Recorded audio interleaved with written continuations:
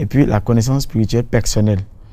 Et si c'est inné en vous, vous n'avez pas rien à craindre. Donc, par exemple, vous pouvez m'appeler à n'importe quelle heure, je vous demande votre nom seulement, je peux vous décrire et dire tout. Vous voyez un peu, ça là c'est une connaissance à moi.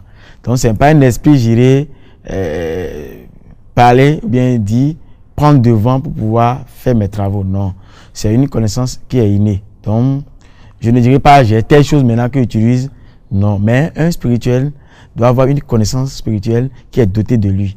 Et ce savoir va lui permettre de développer tout ce qu'il fait et pour guérir, traiter, exorciser et faire beaucoup de choses.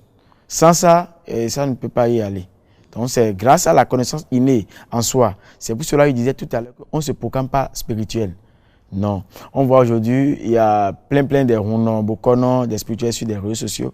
Mais demandons, posez la question, est-ce que c'est inné en eux ou bien, bon, c'est pour, ils achètent des bouquins en ville seulement et puis on a deux vaudous chez soi et puis on devient déjà rounon. Non, ça c'est pas ça.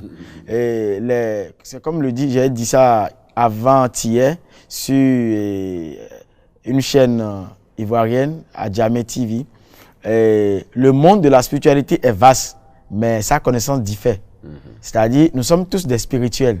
Un être est déjà une spirituelle. Maintenant, où est la différence est que qu'est-ce que vous faites dans votre vie en spirituel, dans le domaine de la spiritualité, qu'est-ce que vous faites?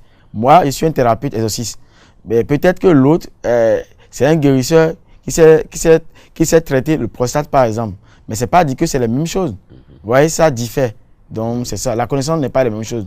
Maintenant, aujourd'hui, on voit qu'une seule personne est rounon. Il est guérisseur. Il est pendiga. Il est alpha. Il est tout. Il est portefeuille magique. Il est portefeuille magique. Non, mais ça là, c'est de plaisanterie. Donc, nous ne sommes pas dans ce domaine. C'est rien que les plantes qu'on utilise. Et puis, on est satisfait. Oui. Et oui, on est satisfait. Et tout à l'heure, Berger Djogbe, vous avez dit que vous n'avez pas un esprit ou quoi. Et je veux demander, est-ce que vous avez des divinités que vous implorez au sein de votre cabinet ou chez vous et pour pouvoir, qui vous permettra peut-être de guérir vos malades? Est-ce que Berger Djogbe n'a pas de divinités?